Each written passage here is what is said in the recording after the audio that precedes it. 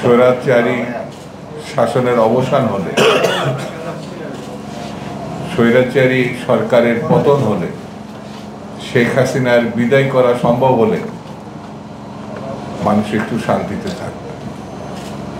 কিন্তু শান্তি তো দূরে থাক, এখন বিবিধ মুসিবত নিয়ে মানুষকে বসবাস করতে হয়। নতুন চাকরি নাই, যাদের চাকরি ছিল সেই চাকরিও এখন রক্ষা করা খুব কঠিন হয়ে দাঁড়িয়েছে। রাস্তাঘাটে কখন কে বিপদে পড়বে এটা আল্লাহ পাক ছাড়া আর কেউ জানে বলে মনে হয় না। তিনি যদি রক্ষা করেন তাহলে আমরা বেঁচে যাই। কারণ দিনের বেলায় নির্জন রাস্তায় যে কোনো সময় ভয়ঙ্কর ব্যক্তি হাজির হয়ে সব কিছু ছিনিয়ে নিয়ে যাচ্ছে। পুলিশের দায়িত্ব যা, পুলিশ সেটি সঠিকভাবে পালন করছে এটা বলা যাবে না। তাদের আবার আরেকটি বক্তব্য আছে, তাদের উপরে নাকি ছাত্র জনতা অভ্যুত্থানকারীরা অত্যাচার করেছে। তাদের আমাদের প্রয়োজন। তাদেরও বুঝতে হবে 15 বছর ধরে তারা আজ বিগত সরকারকে যেভাবে সহায়তা করেছে এটা আমার মানুষের মতো কাজ হয় নাই। এই সবগুলো বিবেচনায় রেখেই যারা চাকরি যেখানে করছেন আইন শৃঙ্খলা বাহিনীতে, প্রশাসনে, তাদেরকে আবার একটু সংশোধনে নিজেদেরকে করতে হবে। তাহলে আমরা পরিস্থিতির উন্নতি লক্ষ্য করব। বন্ধুরা, এই যে বালা মুসিবত, এর থেকে মুক্তির যে পথ সেটাও এখানে উল্লেখ করা আছে। সেটি একটি নির্বাচিত মানুষের ভোটাধিকারের ভিত্তিতে নির্বাচিত একটি সরকার প্রতিষ্ঠা করতে হবে। এখানে কিন্তু বলা হয়নি, এখানে স্পষ্ট করে কোন সরকার, কোন দলের সরকার প্রতিষ্ঠা করতে হবে, কিন্তু স্পষ্ট করে বলা হয়েছে একটি নির্বাচিত সরকার, যেটি 16 বছর ধরে এই দেশে কোনো মানুষ কখনো ভোট দিতে পারে না। শেখ হাসিনা বলতো, জনগণ আমাকে পছন্দ করে, আমি কি করব? তারা বারবার আমাকে ভোট দেয়। এই মহিলা দেখলে মনে হয় এর বয়সই হয় নাই। বেনি দুলিয়ে অবুঝ নারীরা যেভাবে দৌড়িয়ে বেড়ায়, এর অবস্থা সেই রকম। এমন দৌড় দিয়েছে অপকর্মের থেকে বাঁচার জন্যে। এরকম শ্রেষ্ঠ দৌড় বোধহয় দক্ষিণ পূর্ব এশিয়ার কোনো সরকার প্রধান দিয়েছে এটা আমাদের জানা নেই। এই মহিলা বাংলাদেশের মানুষকে, বাংলাদেশকে অপমানিত করেছে। ঘৃণ্য রাজনীতি, ঘৃণ্য শাসন। এত টাকা বোধহয় অন্য কেউ কখনো চুরি করেছে এক মুজিব পরিবারের সদস্য ছাড়া এর আগে আপনি বিশ্বের কোন জায়গায় এরকম এত বড় চোর আপনি দেখবেন না। এত বড় খুনি বাংলাদেশে আর দ্বিতীয়টা জন্মায় না। ক্ষমতার জন্যে আপনি দেখেন, চিন্তা করে, ক্ষমতার জন্যে নির্বিচারে গুলি করছে, সবাইকে নির্দেশ দিচ্ছে যেখানে পাবা সেখানেই তাকে হত্যা করবা, ছাড়বা না। শুধু হত্যা করে ক্ষান্ত হয়, তার নির্দেশে আন্দোলনকারীদেরকে আগুনে পোড়ানো হয়েছে, আগুনে পোড়ানো হয়েছে।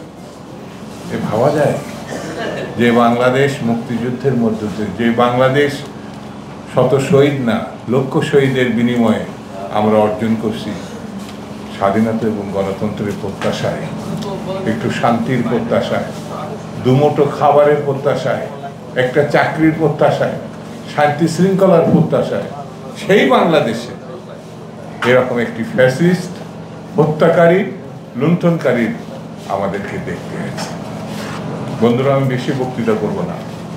আমরা মুক্ত হয়েছি স্বৈরতন্ত্র থেকে, কিন্তু গণতন্ত্রের উত্তরণ এখনো কিন্তু সম্ভব হয়নি। যারা শাসক আছে তারা আশ্বস্ত করছে ঐতিহাসিক দায়িত্ব, ঐতিহাসিক নির্বাচন করবেন তারা, এই প্রতিশ্রুতিবদ্ধ তারা। আমরা যে কারণে আমার দল বিএনপি, আমার নেতা জনাব তারেক রহমান, বেগম জিয়া এবং দেশবাসী তাকে সমর্থন দিয়েছে। একের প্রতিশ্রুতিবদ্ধ বলে কিন্তু গণতন্ত্র প্রতিষ্ঠা করবেন নির্বাচনের মাধ্যমে, একটি জনতার সরকার তারা প্রতিষ্ঠা করবে এবং সেই সময়টার কথাও তারা উল্লেখ করেছে। আমাদের পক্ষ থেকে, বিএনপির পক্ষ থেকে, সকল রাজনৈতিক দলের পক্ষ থেকে দাবি ছিল ডিসেম্বর, কিন্তু তারা বলেছে ফেব্রুয়ারি লাগতে পারে। আলহামদুলিল্লাহ, আমরা সেটা অস্বীকার করিনি, কিন্তু ফেব্রুয়ারি যেন মার্চ না হয়, ফেব্রুয়ারি যেন এপ্রিল না হয়, এটি সরকারকে মনে রাখতে হবে। এই যে কথাগুলো এখানে বললাম, আইন শৃঙ্খলা অবনতি, মব সৃষ্টি, চাঁদাবাজি, দখল, সন্ত্রাস, এটির রুখবার জন্যে নির্বাচন যত দ্রুত হবে সংকট তত কমে আসবে, আর নির্বাচন যত বিলম্বিত হবে সন্ত্রাস শুধু বাড়বে না, দেশ ঝুঁকিতে পড়ে যাবে। কারণ ফ্যাসিস্টরা পার্শ্ববর্তী দেশে আছে, তাদের হাতে লুণ্ঠিত অর্থ, সীমাহীন লুণ্ঠিত ৩-৪ বছরের বাজেটের অর্থ তাদের কাছে আছে, প্রচুর অস্ত্র তাদের হাতে আছে। এই যে আজকে ফার্মেসির বন্ধুরা এখানে যারা আছে, তারা মানুষকে বাঁচাতে চায়, গ্রামে গঞ্জে, শহরে, বন্দরে। এই মানুষগুলো মানুষের পাশে দাঁড়িয়েছে, আর ওরা মানুষের জীবন নিয়েছে।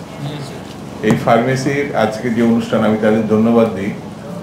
পেশা যাই হোক, মানবতার যে আপনারা দায়িত্ব নিয়েছেন, সেই মানবতার প্রেক্ষিত রক্ষা করার জন্য শুধু পেশা না, একটি রাজনৈতিক দায়িত্ব আপনাদেরকে কাঁধে নিতে হবে। সেটি হচ্ছে অবশ্যই ঐক্যবদ্ধভাবে এই ফ্যাসিস্ট সরকারকে আমাদের সম্মিলিতভাবে রক্ষা, মানে তাদেরকে বিতরিত যেমন করেছে, সেই অবস্থাটাকে আমাদের রক্ষা করতে হবে।